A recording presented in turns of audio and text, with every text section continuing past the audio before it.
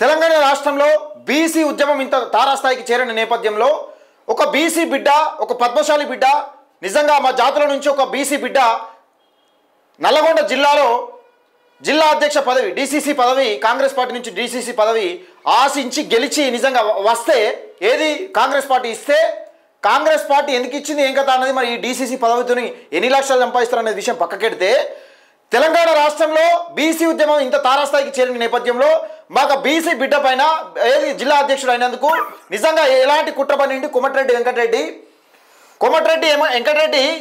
ఈయన కట ఈయన మనస్తాపానికి గురైందట. ఈయన గతంలో నన్ను తిట్టిన వాళ్లకు మీరు డీసీసీ పదవి ఇట్లా ఇస్తారని ముఖ్యమంత్రి రేవంత్ రెడ్డికి ఇగో లెటర్ రాసిండు. I wish you to bring the kind notice of the Honorable Chief Minister Sri Kailash Neta has been recently appointed District Congress Committee DCC President in Nalagonda has made remarks by using falsely vulgar language and me, my family. ఈయన family మీద చేసిండని, ఈయన family మీద vulgar language వాడిండు. ఈయన దేనికి the honourable chief minister Telangana is humbly requested taken disciplinary action committee against him.